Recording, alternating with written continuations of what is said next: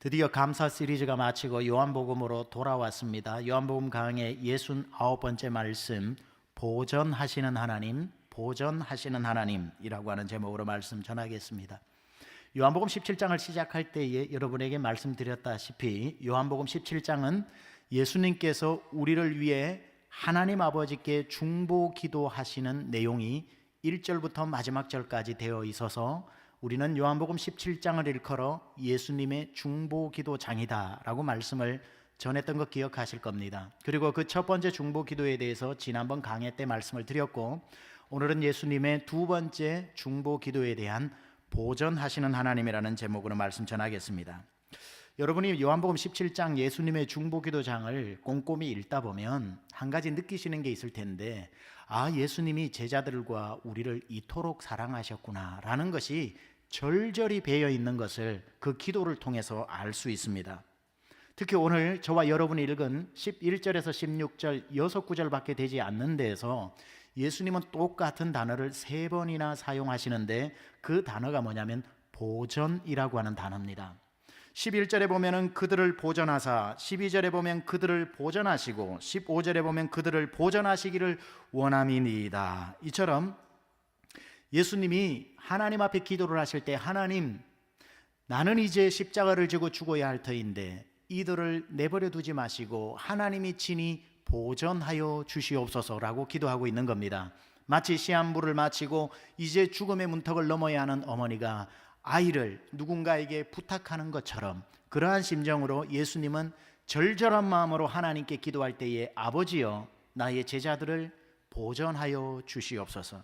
그런데 여러분, 여기에서 보전이라고 할 때에, 누군가에게 부탁을 할 때에, 하나님 혹시 시간 되시거들랑 가끔씩이라도 저의 제자들을 돌봐주십시오. 하나님 혹시라도 지나가는 길에 문이라도 한번 열어보고 밥이라도 먹고 사는지 한번 지켜봐 주십시오라고 말씀하시는 것이 아니라, 여기에서 예수님이 보전이라고 사용하신 이 헬라어 단어는 테로스라고 하는 단어인데, 테로스를 문자 그대로 풀어보면 이런 뜻입니다. 눈을 고정시키고 집중하여 지켜보다, 이런 뜻입니다. 따라서 가끔씩 지나가는 길에 아참 한번 잘 있나 봐야지 하고 문을 빼곡히 열어보고 밥 먹고 살제 하고 문 닫고 가는 게 아니라, 여기서 테로스라고 하는 것은 하나님이 눈을 고정시키고 지켜봐 달라는 겁니다. 자, 이 테로스를 예수님의 기도에 해석해서 넣어서 그 기도를 다시 읽어보면 이런 의미가 되겠죠. 아버지, 저는 이제 사명 따라 십자가 지고 죽음을 맞이해야 하기에 이들과 함께 할 수 없습니다. 하지만 아버지, 제가 아버지께 간곡하게 부탁하는 것은 이들을 테로스하여 주십시오. 다시 말씀드리면, 아버지의 눈을 이들에게서 잠시도 떼지 마시고 고정시켜 주십시오. 그러다가 혹시 무슨 일이라도 만나거들랑 즉각 하나님이 보호해 주십시오 라고 하는 이 뜻이라는 거죠. 하나님 혹시 지나가실 때 생각나거들랑 돌봐주십시오가 아니라, 예수님의 기도는 이겁니다. 하나님, 단 1초도 이들에게서 눈을 떼지 말아 주십시오. 하나님의 눈을 아예 고정시켜 주십시오. 이 기도를 하나님 앞에 드렸으니, 이제야 우리가 궁금증이 하나가 풀립니다. 왜 하나님 아버지가 그토록 우리를 단 1초도 떠나지 않고 함께 하시는지, 그 이유가 바로 예수님이 그렇게 해달라고 중보기도 하셨기 때문에, 거기에 대한 신실한 응답으로 하나님 아버지께서 우리와 지금도 단 1초도 눈을 떼지 않고 우리를 지켜보고 함께 하신다는 사실입니다. 자, 예수님이 오늘 제자들을 하나님 앞에 맡기면서 이들을 보전해달라고 하는데, 몇 가지 오늘 11절에서 16절에 보면은 무엇을 보전해야 될 건 많지만 특별히 몇 가지를 특별히 보전해달라고 하는데, 그걸 우선 잠시 살펴보려고 합니다. 첫 번째, 하나님 앞에 예수님이 보전해달라고 한 것은 제자들의 하나됨을 보전해달라고 말씀하고 있습니다. 11절에 보니까, 나는 세상에 더 있지 아니하오나 그들은 세상에 있사옵고 나는 아버지께로 가옵나니 거룩하신 아버지여, 내게 주신 아버지의 이름으로 그들을 보전하사 우리와 같이 그들도 어떻게? 하나가 되게 하옵소서. 하나가 되게 하옵소서. 에스겔의 말씀처럼 목자를 치면 양이 흩어지는데, 예수님을 따르던 제자들의 목자였던 예수님이 십자가에 달려 죽으시는 순간 볼 것 없이 제자들은 오합지졸 뿔뿔이 흩어질 거라고 생각했는데, 그것을 예수님이 아시고 하나님 앞에 기도하는 겁니다. 하나님, 제가 없더라도 하나님께 간구하오니 그들의 하나됨을 지켜주십시오 라고 기도를 했더니, 100이면 100사람, 예수만 죽이면 그를 따르는 졸개들은 안개처럼 사라질 것이다라고 생각을 했는데, 하나님께 그걸 알고 기도하신 덕분에 하나님이 그 기도를 응답하셔서 제자들을 흩지 아니하시고 다른 사람들의 예상을 완전히 벗어나서 그들은 예수님의 승천을 본과 동시에 마가의 다락방 한 곳에 오히려 똘똘 뭉쳐서 120명이 열흘 동안 간절한 마음으로 한 마음으로 기도했더니 오히려 성령의 능력을 받더라는 겁니다. 그들이 어떻게 예수님, 그들이 잠시도 떠나지 않고 따랐던 그의 리더였던 목자가 사라졌음에도 불구하고 흩어지지 않고 하나가 되었을까? 이유는 자명합니다. 예수님이 그럴 줄 알고 하나님께 기도하여, 하나님 아버지여, 제가 없더라도 이들의 하나됨을 지켜주십시오. 그 기도에 대한 응답으로 하나님은 흩어놓으려고 하는 악한 세력에서 보호하여 그들을 똘똘 뭉쳐 하나로 만들어 놀라운 초대교회의 부흥을 일으키셨던 겁니다. 두 번째는 무엇을 보존해달라고 했는가? 아버지여, 이들의 구원을 잃어버리지 않도록 보존해 주십시오라고 기도했습니다. 12절에 보니까 내가 그들과 함께 있을 때에 내게 주신 아버지의 이름으로 그들을 보존하고 지키었나이다. 그 중에 하나도 멸망하지 않고 다만 멸망의 자식 가룟 유다뿐이니 이는 성경을 응하게 함이니라. 즉 하나님이 나에게 주신 이들은 단 한 사람도 구원을 잃어버리지 않도록 하나님이 친히 보호하여 주시옵소서. 하나님께서는 예수님의 기도도 응답해 주셨습니다. 그 중에 분명히 예수가 죽으면 이제 다 구원이고 뭐고 다 떠나버릴 거라고 사람들은 예상했지만, 그것을 미리 하신 예수님이 하나님 앞에 기도를 했죠. 하나님, 제가 없더라도 이들의 구원을 하나님이 태로사하여 주십시오, 보존하여 주십시오 하는 것 때문에 그 12 가룟 유다의 자리를 대신해서 세워진 마띠아를 포함해서 구원을 잃어버리기는커녕 그들이 구원을 지킬 뿐 아니라 예수 전하다가 순교까지 하는, 오히려 믿음이 더 좋아지더라는 겁니다. 어떻게 예수님이 자기의 리더가 십자가에 못 박혀 죽었는데 제자들의 믿음은 더 강해지고 그들은 구원이 더 단단해졌을 것일까? 이유는 한 가지입니다. 그것을 아시고 예수님께서 하나님께 아버지여, 이들의 구원을 지켜주십시오. 그 기도를 들으신 하나님이 어찌 거절할 수 있겠습니까? 그리하여 제자들의 구원을 어떤 자도 그 손에서 하나님 손에서 구원을 뺏어갈 수 없도록 하나님의 능력의 손으로 붙잡아 주신 겁니다. 세 번째는 무엇을 보존해달라고 하셨냐면은 아버지여, 이들이 가진 기쁨을 보존해 주십시오. 13절에 보니까 지금 내가 아버지께로 가오니 내가 세상에서 이 말을 하옵는 것은 그들로 내 기쁨을 그들 안에 충만히 가지게 하려 함이니이다. 아버지, 제가 가지만 이들이 슬퍼하지 않게 하옵소서. 이들이 고난 앞에서 절망하지 않게 하옵소서. 이들 속에 있는 기쁨을 그 누구도 빼앗아가지 않게 보존하여 주십시오, 테로스하여 주십시오라고 예수님이 중보기도를 하니 하나님이 그 기도를 들으시고 제자들 속에서 다른 건 다 뺏어가도 기쁨은 절대 뺏어가지 못하도록 하나님이 기쁨을 지켜주셨던 것입니다. 초대교회의 악한 사단 마귀가 로마 병정이라든지 그 정사와 권세를 통해 가지고 제자들을 핍박하면서 이래도 너희들이 웃나 보자, 이래도 너희들이 기뻐하나 보자라고 온갖 방법으로 핍박을 했지만 사탄이 뺏을 수 없는 유일한 한 가지는 그들 입가에 있는 미소였던 것입니다. 그 누구도 그들 속에 있는 기쁨을 뺏을 수 없었습니다. 실제로 초대교회의 역사들을 기록해 놓은 초대 문서들을 볼 것 같으면 로마 병정들이 그 칼로 그리스도인들을 얼마나 많이 죽였습니까마는 그 칼로 그리스도인들을 죽였던 그들이 불과 얼마 지나지 않아서 회심을 하는 역사들이 많이 일어났습니다. 어떻게 그들이 회심을 하게 되었는가? 증언에는 여러 증언들이 쏟아져 나오는데, 그들이 칼로 그리스도인들을 죽였지만 그들은 칼 앞에 힘없이 쓰러져 가지만 그들이 죽음의 순간에도 잃어버리지 않았던 그 얼굴의 평안함, 그들의 입가에 머물고 있었던 미소가 밤새도록 집에 돌아와 그를 괴롭히는 겁니다. 그 미소는 뭐지? 그 평안함은 뭐지? 내가 평안하고 저가 불안해야 될 텐데 왜 죽이는 내가 불안하고 죽는 저가 평안하지? 고민하다가 그들이 예수 앞에 무릎 꿇고 굴복하고 회심하는 역사들이 일어난 것입니다. 스데반도 죽을 때 그 얼굴이 천사와 같았다고 이야기하고, 초대교회 선조들이 어떻게 핍박 앞에서 기쁨을 빼앗기지 않았는지 믿음의 선조들의 이야기를 하면서 히브리서 10장에서는 그들이 이런 삶을 살았다고 이야기하죠. 히브리서 11장 25절 26절에는 도리어 하나님의 백성과 함께 고난받기를 잠시 죄악의 낙을 누리는 것보다 더 좋아하고 그리스도를 위하여 받는 수모를 애굽의 모든 보화보다 더 큰 재물로 여겼으니 이는 상주심을 바라봄이라.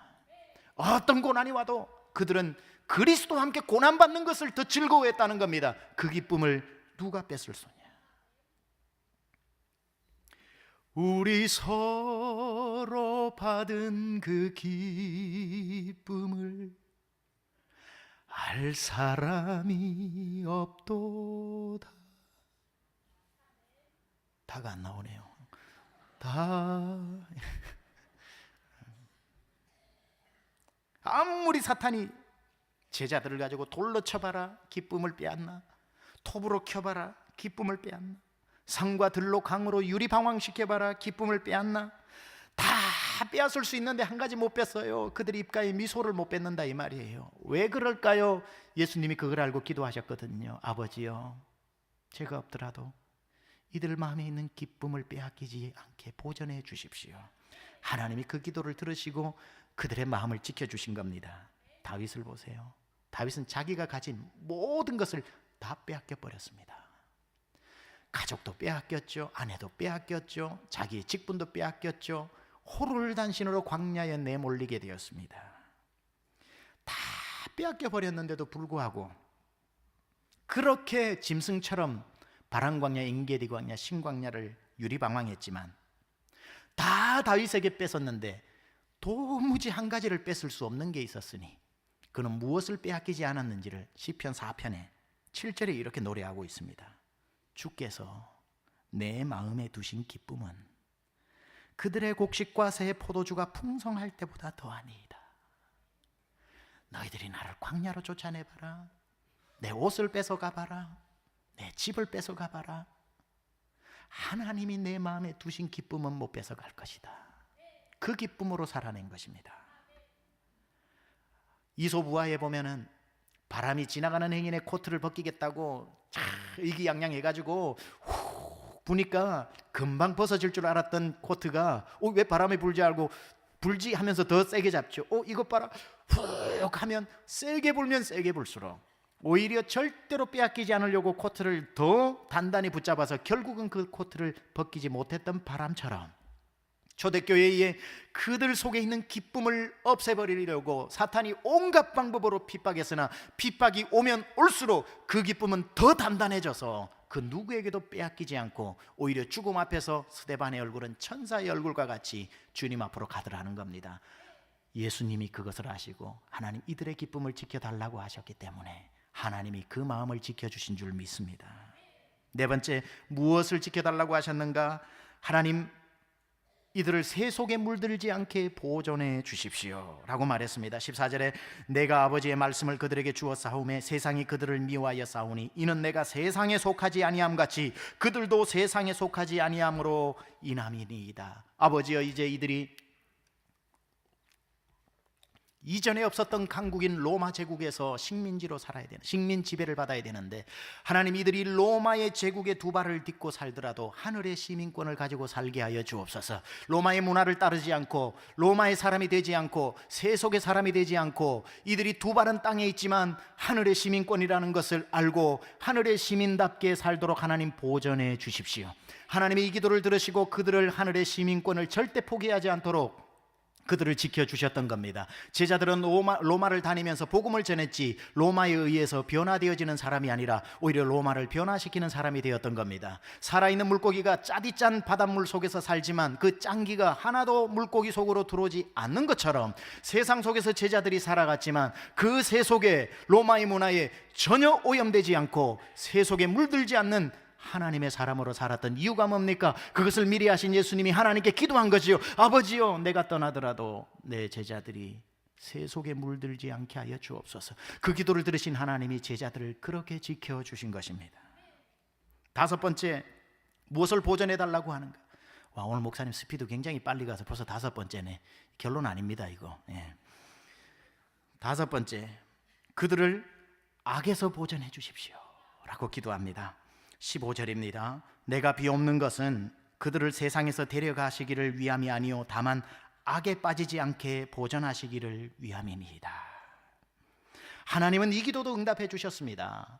사탄 마귀는 정말 회심의 미소를 띄었을 겁니다. 예수 때문에 내가 예수 이름만 들리면 내가 그냥 꼼짝을 못했는데 그 예수가 십자가에 죽으니 제자들 너희는 이제 나한테 다 죽었다 하고 그 무서운 이빨을 드러내면서 이리 때 승냥이 때로 다가와가지고 제자들을 집어삼키려고 하는데 웬일입니까? 아무리 집어삼키려고 해도 제자들을 이길 수 없이 악이 그들을 점령할 수 없었던 이유는 예수님이 미리 하시고 기도하셨죠. 아버지여 내가 떠나도 아버지가 보호해 주셔서 악이 이들을 삼키지 못하게 하여 주옵소서. 철로 역정에 보면은 주인공인 크리스찬, 이름이 크리스찬이지요. 천국을 가다가 어른거리는 사자 2마리를 만나 겁에 질리는데 보통 사람은 그 사자 사이로 걸어가지 못하는데 크리스찬은 그 사이로 담대하게 죽으면 죽으리라고 걸어가는데 사자 앞에 딱 가보니까 그 사자 발에 쇠고랑이 있어서 겁만 주지 물지 못하더라는 것을 알게 되죠. 그것이 우리의 삶 아닙니까? 악이 이긴 것처럼 우리를 집어삼키려고 하는데 결국에는 악이 우리를 집어삼키지 못하는 이유는 뭐냐면 오늘도 이 세상에 악이 횡행하고 악이 온 세상을 다 점령한 것 같지만 여전히 그 악이 그리스도인들을 점령할 수 없는 이유는 예수님이 미리 하시고 기도하셨거든요. 아버지여 내가 떠나도 이들을 악에서 보호하여 주옵소서.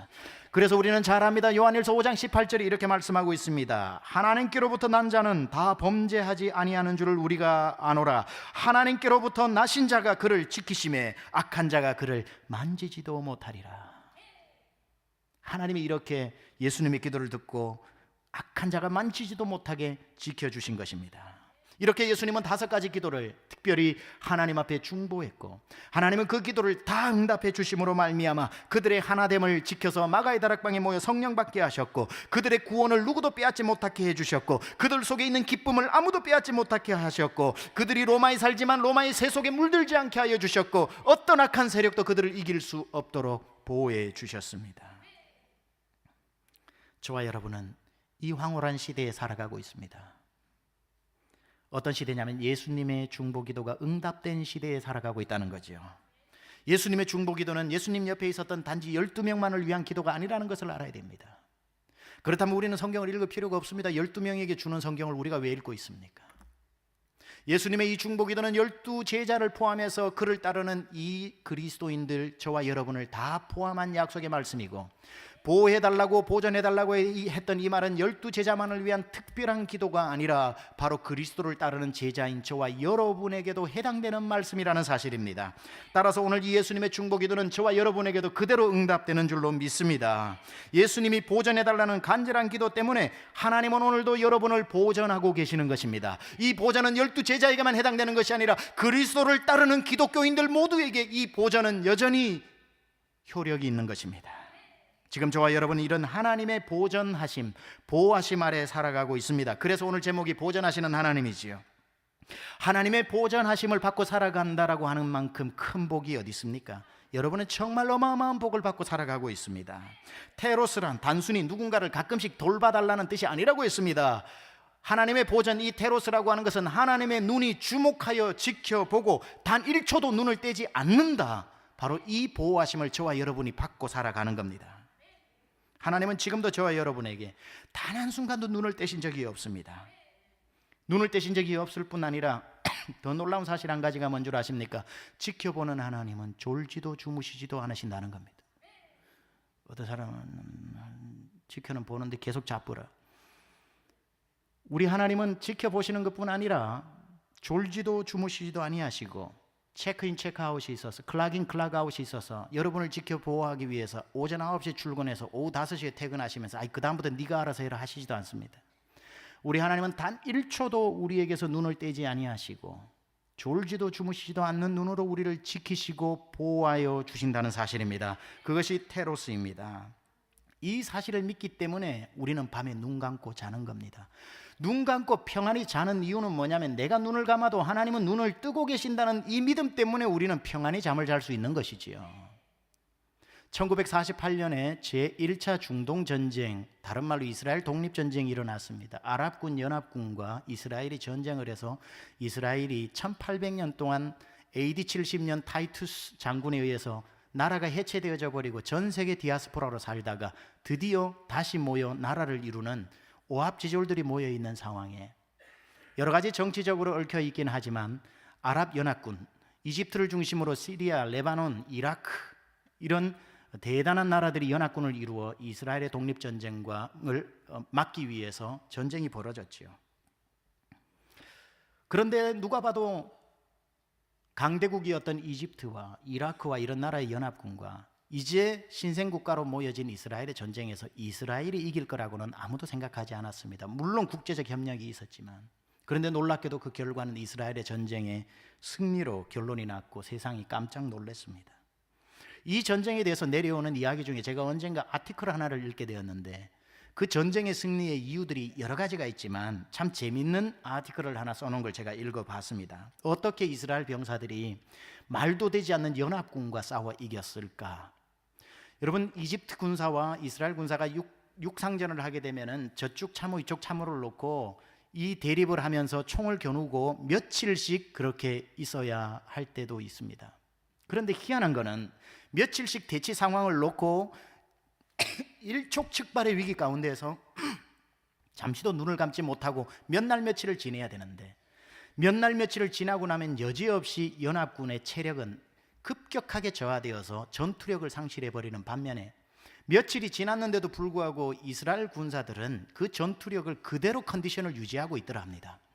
그러니 전쟁에서 최상의 컨디션으로 계속 싸울 수 있었던 겁니다. 도대체 그 이유가 어디 있을까 봤더니만 이런 재미있는 이야기가 그 아티클에 있더군요. 그들이 피로도라고 하는 것은 공통적으로 느끼는 거고 밤을 꼬박 새면서 전쟁을 해야 되니 얼마나 피곤하겠습니까마는 이스라엘 병사들은 놀랍게도 자야 할 때 자버렸다는 거예요. 자야 할 때 자버린 이유가 뭐냐면은 이스라엘 군사들이 피곤해 있을 때에 꼭 거기에서는 큰 확성기로 이스라엘 병사들에게 확성기로 성경 구절을 들려줬는데 그게 시편 121편 3절 4절을 계속 읽어줬답니다. 여호와께서 너를 실족하지 아니하게 하시며 너를 지키시는 이가 졸지 아니하시리로다. 이스라엘을 지키시는 이는 졸지도 아니하시고 주무시지도 아니하시리로다. 이걸 계속 들려주니까 그래 맞다, 내가 지키는 게 아니라 하나님 지키시는 거지, 에라 모르겠다 하고 잤다는 거예요. 내가 눈을 감을 수 있는 것은 하나님이 눈을 뜨고 계신다고 하는 것을 믿을 때에만 내가 눈을 감을 수 있는 것 아니겠습니까? 내가 잠을 자는 순간에 하나님도 아이고 이참에 자자 하고 같이 주무신다면 불안해서 눈을 떠야겠지만 내가 편히 눕는 것은 하나님은 졸지도 주무시지도 않고 나를 지키신다는 그 믿음, 하나님의 눈이 텔로스, 지켜 고정하여 주목하여 보신다는 것.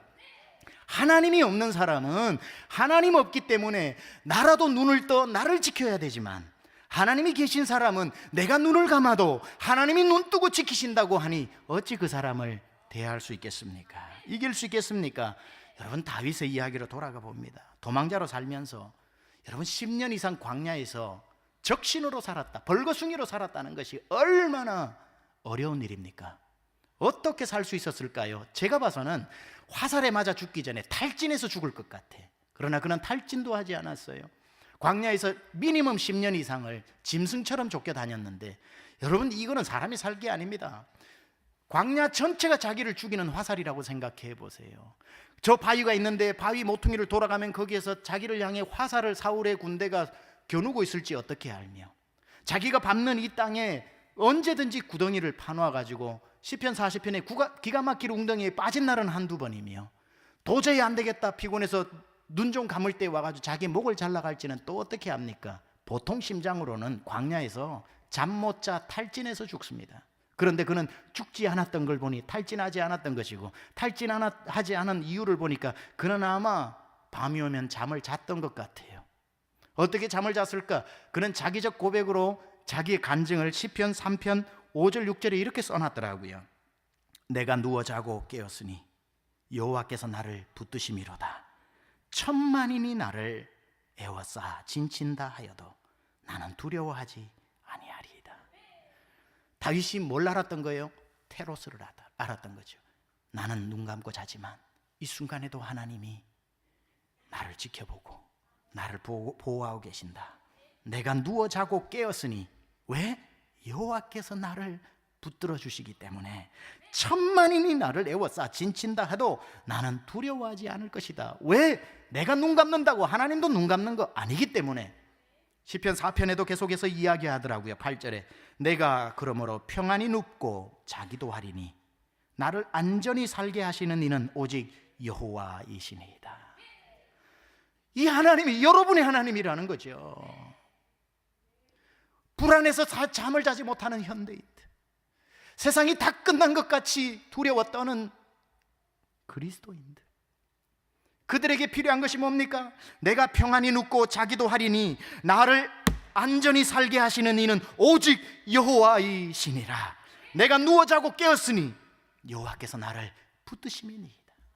다윗이 아침에 죽었나 싶은데 새소리가 들리고 풀잎에 맺힌 이슬이 눈 위에 떨어져서 눈을 뜨고 보니까 어쩜 그렇게 광야가 아름다운 아침 햇살에 드리워져 있는지, 그때의 주위를 두리번 거리면서 이렇게 고백하지 않았겠습니까? 간밤에 하나님이 뜬 눈으로 나를 지켜주셨구나. 하나님의 뜬 눈으로 내가 평안히 눕고 잠을 잤으니 하나님의 은혜가 크십니다. 매일 아침 다윗은 광야에 기가 막힌 하나님의 감격 속에서 눈을 뜨지 않았겠습니까? 사랑하는 여러분, 하나님은 지금도 여러분을 지키시고 보호하시고 단 1초도 눈을 떼신 적이 없습니다. 믿음이란 뭔가 그 사실을 인정하는 것입니다. 하나님이 나를 보고 계신다는 것, 눈을 절대 떼지 않는다는 것, 그리고 졸지 않으신다는 것.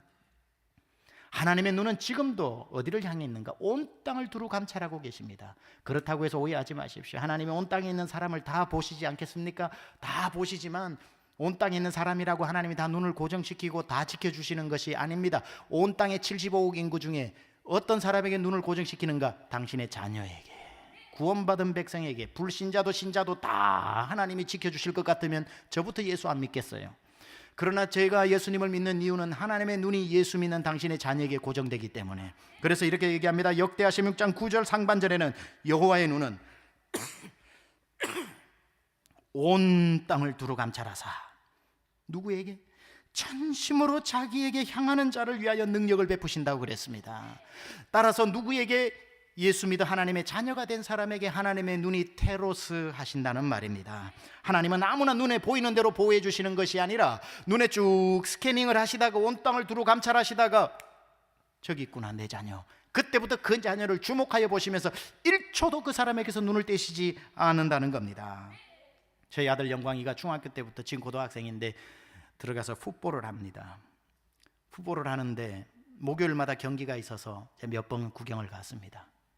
어웨이 경기는 못하고 홈 경기면 가가지고 이렇게 응원을 몇 번을 했었는데, 거기 가보면 축구처럼 11명이 이 그라운드에서 뛰기는 하지만 이 풋볼은 교체 선수가 많다 보니까 밖에 있는 선수가 더 많아요. 합치면 30명 정도 될 것 같습니다.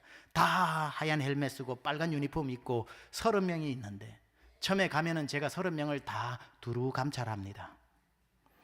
한번 보자. 그러니까 똑같은 헬멧에 똑같은 덩치에 똑같은 유니폼 입고 있으니까 누가 누군지 모릅니다. 그래서 재빠르게 제가 30명을 다 보다가 35번만 찾는 거예요.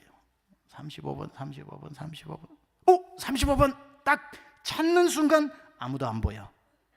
그때부터 제 눈은 경기 끝날 때까지 35번만 따라다니는 거예요. 아프겠다. 고 좋을 때 35번에 딱 주목하여 고정하여 fix my eyes upon my son, 내 아이에게 눈을 고정시키고 끝날 때까지 따라가는 것, 이게 하나님의 테로스라는 겁니다. 하나님의 눈은 온 땅을 두루 살피시다가 내 자녀, 전심으로 나를 향하는 그 자녀 만나면 하나님의 눈은 픽스 되어져서 고정하여 그를 지키시고 보호하신다는 사실입니다. 이걸 알면 우리는 세상에서 정말 당당할 수 있습니다. 하나님이 지키시고 보호해 주시는데 우리가 누구를 만난들 두렵겠습니까? 여러분, 힘 있는 사람에게 힘 없는 사람이 당하면요 되게 서럽습니다. 그런데 힘 있는 사람에게 당하면 서러운 이유가 뭐냐면요, 힘이 있기 때문에 내가 대적할 수가 없어. 괜히 팔 걷어붙이고 하다가는 2번 다쳐. 그러니까 부글부글 하면서도 싸우지 못하고 그냥 치고 나와야 되는 그 심정. 그런데 그 순간에도 테로스를 기억하는 사람은 좌절하지 않습니다. 탁 세련되게 그냥 비굴해 보이긴 하지만 세련되게 나오면서도 우리는 한 가지를 알고 있습니다. 요거 하나님이 다 봤다는 사실, 요 상황을 하나님이 다 봤다는 사실과 두 번째 사실, 너는 이제 큰 코 다쳤다는 사실, 이 두 가지를 분명히 알기 때문에 내가 왜 먼지 묻히면서 안 되는 싸움 싸웁니까? 세련되게 나오면서 하늘 한번 쳐다보면서 윙크하고 보셨지요? 이러면 되지. 그냥 이거 턱 한번 따고 움직이면 되는 거지. 우리는 알잖아요. 하나님이 보셨다는 사실. 하나님이 보셨으면 가만 안 계신다는 사실. 그 사실만 알면요, 원수도 용서하고 관용도 나오고 참아지고. 왜? 내가 괜히 해가지고 싸워서 이미지 구길 필요 뭐 있습니까? 하나님 보셨는데 하나님께 맡기는 거지요. 하나님을 신뢰하기 때문에 우리의 관용과 포용과 인내가 나오는 겁니다. 왜? 분명히 하나님은 공의로운 하나님이시라서 이 상황 다 보셔서 내 억울한 심정 다 하나님이 아시고 원수 갚는 것이 내게 있으니 내가 갚으리라 주님 히브리서 약속하셨거든요. 저는 이 하나님을 믿습니다. 어떤 여러분이 지금 억울해서 미칠 것 같은 상황에 있는 분 계실 겁니다. 속 답답해서 미칠 겁니다. 소리 안 나는 총 있으면 진짜 쏘고 싶다는 사람 얘기도 들어봤어요. 총 내려놓으세요. 하나님 다 보셨습니다. 큰 코 다칠 겁니다, 이제 곧. 그러나 어떻게 하실지는 모르겠지만 우리에게 그 고난을 주시지 않았습니다. 하나님 보셨으면 가장 좋은 것으로 자녀를 인도해 주실 것, 믿는 것, 그걸 뭐라고요? 믿음이라는 겁니다. 오늘 예수님이 3번씩이나 내 자녀를 보존해달라고 보존해달라고 보존해달라고 완전 숫자 3번으로까지 기도하셨는데 하나님이 어찌 그 기도를 들어주시지 않겠냐 이 말입니다. 그러나 여러분, 우리의 고민은 여기에서 끝나는 것이 아닙니다. 또 한 가지가 남아 있습니다. 그래, 목사님, 설령 하나님이 24시간 눈을 떼지 않고 나를 지켜보신다고 해서 하나님이 내 사정에 얼마나 공감하실까요? 혹시 나를 쳐다보시면서 그거 가지고 힘들어하냐? 그거 가지고 절망하냐? 이러실까봐 오히려 그 시선이 부담스럽습니다. 하나님은 내 아픔을 모르시잖아요, 여러분. 하나님은 건강하신데 아픔이 뭐가 있겠으며, 하나님은 다 가지셨는데 부족함이 뭐가 있겠으며, 하나님은 완전하신데 불완전한 사람의 심정을 어떻게 아시겠습니까? 자수성가한 사람이야 모르겠지만 대대로 부자로 내려온 사람은 가난한 사람 심정 모르는 것이고, 배운 사람은 못 배운 사람의 심정을 모르는 것이고, 저는 어릴 적에 선생님이 초등학교 때 너네 성적표 부모님한테 꼭 보여드려라, 아무것도 모르고 하는 얘기예요. 집에 가서 보여드려봐야 못 읽는데요. 뭐. 저희 부모님이 뭐 수미양가를 못 읽으시는데요. 그러니까 모르고 우리가 막 해서 사람에게 상처 주는 경우들이 있거든요.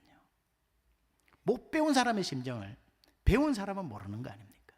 많이 가진 사람은 배고프다 그러면 라면 끓여 먹지 왜 굶냐 이러죠. 그건 가난해 보지 못한 사람이거든요. 튼튼한 사람은 약한 사람의 심정을 모르는 거죠. 우리가 꼭 하나님을 이렇게 느낄 때가 있습니다. 하나님이 보신들, 하나님 내 마음 아실까? 아파 보시기를 하셨나? 부족해 보시기를 하셨나? 안 똑똑해 보시기를 하셨나? 전지, 전능, is omniscient and omnipotent. 다 알고 계시는 하나님이 이 무지함에서 오는 괴로움을 아실까? 내 아픔을 이야기한들 내 아픔의 무게를 다 오롯이 이해하실까? 그런데 성경은요, 우리를 테로스 하시는 하나님이 우리를 향해 답답한 심정을 이렇게 말씀하셔요. 이사야 40장 27절 31절 세 번역으로 읽어보면 감이 확 오는데요. 야곱아, 네가 어찌하여 불평하며 이스라엘아, 네가 어찌하여 불만을 토로하느냐? 어찌하여? 주께서는 나의 사정을 모르시고 하나님께서는 나의 정당한 권리를 지켜주시지 않는다 하느냐? 너는 알지 못하느냐? 너는 듣지 못하느냐? 주님은 영원하신 하나님이시다. 땅끝까지 창조하신 분이시다. 그는 피곤을 느끼지 않으시며 지칠 줄 모르시며 그 지혜가 무궁하신 분이시다. 하지만 그분이 그렇게 끝나는 것이 아니라 그분이 피곤한 사람에게 힘을 주시고 기운을 잃은 사람에게 기력을 주시는 분이시다.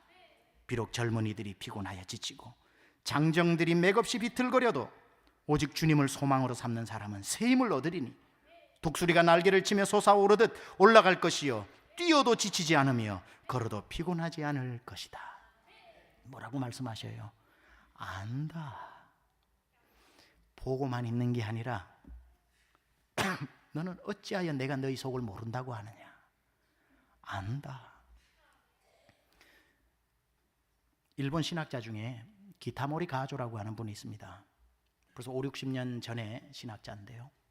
제가 신학교 20살 때 처음 들어가가지고 신학교 1학년 때 읽었던 책 중에 이분이 적은 기타모리 가조의 하나님의 아픔의 신학이라고 하는 책을 복사본으로 받아서 읽었습니다. 제가 서재에 아직도 가지고 있는데,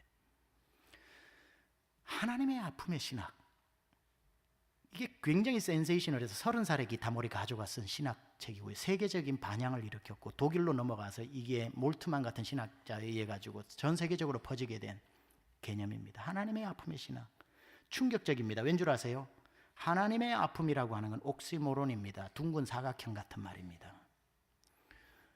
뜨거운 차가운 열정 같은 말이 안 맞는 조합입니다. 어떻게 하나님과 아픔이 같이 조합될 수 있는 단어가 되겠습니까? 근데 기타모리 가조는 하나님의 아픔의 신학이라고 하니까 하나님이 아파하셔? 라고 하는 관심을 가지게 된 거죠. 거기에서 기타모리 가조는 하나님의 아픔을 굉장히 특이하게 풀어냅니다. 하나님은 아파하실 이유가 전혀 없으신데 아픔을 선택하셨다고 그럽니다. 아픔을 선택하신데 어떤 아픔을 선택하셨냐면 인간이 느끼는 아픔을 당신이 선택하셨대요. 그러면서 인간이 느낄 수 있는 고통 중에 가장 큰 고통이 뭐겠습니까? 세상에 고통 많지만 인간이 가질 수 있는 고통의 가장 큰 고통은 자기 자식을 먼저 보내는 겁니다. 자녀를 잃어버리는 고통이 인간이 가질 수 있는 가장 큰 고통인데, 인간이 느끼는 최고의 아픔을 하나님이 직접 아파하시기로 결정하셨다는 겁니다. 그래서 당신의 독생자가 자기 앞에서 죽는 것으로 인간의 최고의 아픔을 자기의 아픔으로 경험하심으로 하나님은 인간이 겪는 모든 아픔을 이해하시게 되었다는 겁니다. 그 경험, 인간이 겪을 수 있는 최고의 아픔을 하나님이 직접 몸소 경험하심으로 모든 인간의 아픔을 비로소 다 이해하게 되신 하나님이라는 이 하나님 아픔의 신학의 신선한 관점이 저에게도 충격을 주었습니다. 맞습니다. 하나님은 여러분의 아픔을 지켜보시는 분이 아니라 공감하시는 분이시고, 혀만 차고 아무런 도움을 줄 수 없는 무능력한 분이 아니라 공감하면서 그 문제를 해결해 주실 분이시고, 그래서 히브리서 4장에서는 이렇게 표현합니다. 우리에게 있는 대제사장은 우리의 연약함을 동정하지 못하실 리가 아니요 모든 일에 우리와 똑같이 시험을 받으시니다. 다 그 아픔을 알고 하나님이 그 아픔을 직접 아파해 보셨고, 그래서 우리를 동정할 뿐 아니라 테로스 하실 뿐 아니라 지금 여러분이 겪고 있는 삶의 현장에 직접 성육신 뛰어들어서 그 문제를 해결해 주시는 하나님, 여러분을 악한 데서 보전해 주시는 하나님, 그 기쁨을 절대 빼앗기지 않도록 지켜주시는 하나님, 우리의 속사정까지 다 알고 계시는 그 하나님이 지금 여러분을 보고 계시니 어떤 일을 만나도, 어떤 가슴 답답한 일을 만나도, 복장 터진 답답한 일을 만나도 여러분이 직접 나서서 싸우지 말고 보시고 계시는 하나님께 맡겨 하나님이 친히 그 일을 하시게 여러분이 하나님 앞에 그것을 맡기시고 소망 가운데 즐거워하며 이루어 가실 하나님의 능력을 기다리시기 바랍니다. 이 은혜가 여러분 가운데 충만할 수 있기를 우리 주 예수 그리스도 이름으로 축원합니다. 우리 한번 기도합시다. 하나님 보고 계십니다. 시간 나실 때 한 번씩 들려서 잘 있냐, 잘 있지, 잘 있어 하고 가시는 분이 아니라 여러분이 하나님의 자녀가 되신 그날로부터 지금까지 1초도 눈을 떼신 적이 없고 졸지도 주무시지도 아니하시며 지켜보시다가 어려운 일 당하는 순간 불현듯 나타나셔서 여러분을 악에서 구원하시는 능력의 하나님이십니다. 하나님이 무슨 내 사정을 아시겠냐고, 모든 것을 다 가지셨는데 내 마음 알기나도 하겠냐고 하시지만, 우리가 외치지만, 하나님은 우리가 느낄 수 있는 가장 큰 아픔을 친히 자원해서 경험하심으로 우리의 속사정까지 아픔을 아파하시는 그 하나님. 아들아 딸아, 내가 네 아픔 안다, 네 눈물 안다, 네 사정 안다, 네가 지금 어떤 상황인지 안다. 내가 널 보고 있다. 내가 널 지켜주리라. 낮에와 밤의 달도 너를 상치 못하고 내가 내 우편 그늘 되어줄게. 내가 너의 힘이 되어줄게. 오늘 이 시간 다시 한번 여러분 하나님을 붙잡으세요. 하나님을 기대하세요. 하나님을 바라보세요. 하나님 다시 믿음 가지고 일어나겠습니다. 우리 한번 다짐하며 기도하며 나가겠습니다. 기도합시다. 하나님, 하나님의 능력을 의지합니다. 하나님이 오늘도 지켜보시다라고 하는 그 사실을 다시 한번 마음에 새깁니다. 하나님은 우리에게 눈을 떼신 적이 없다는 사실을 다시 한번 하나님 아버지 마음에 새깁니다.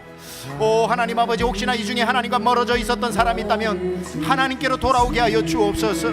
하나님도 날 모른다고 하나님 앞에 서운해져 있는 사람이 있다면 하나님의 능력의 전으로 다시 나오게 하여 주시옵소서.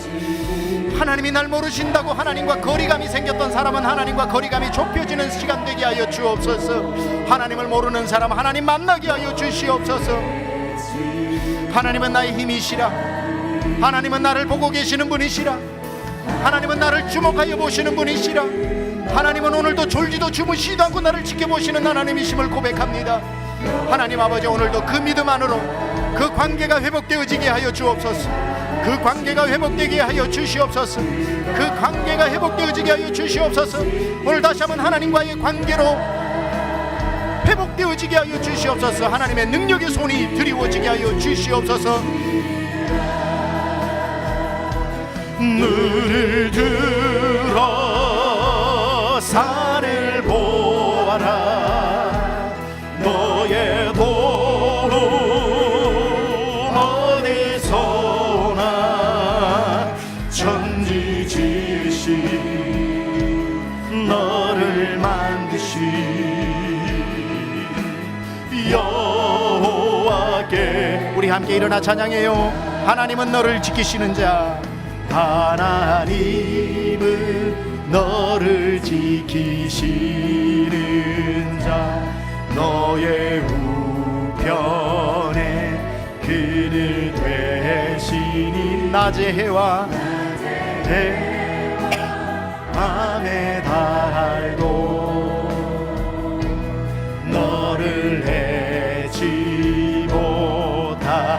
하나님은 너를 지키시는 자. 하나님은 너를 지키시는 자. 너의 환난을 면케. 그가 너를 지키시리라.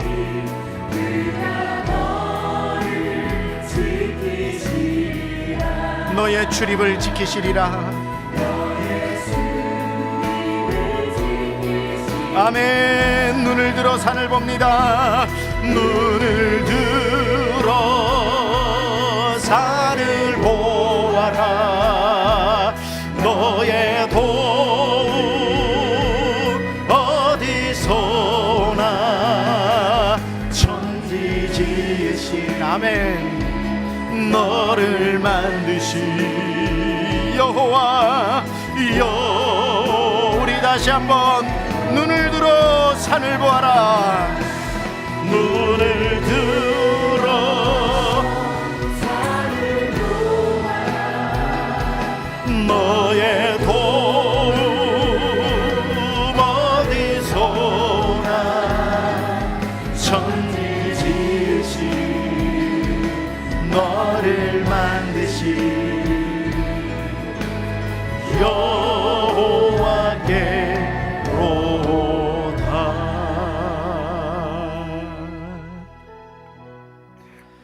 하나님이 저를 보고 계시지 않는 것 같이 느낄 때가 많았습니다. 이제는 하나님도 나를 포기하시는 것일까라고 절망되는 순간도 있었습니다.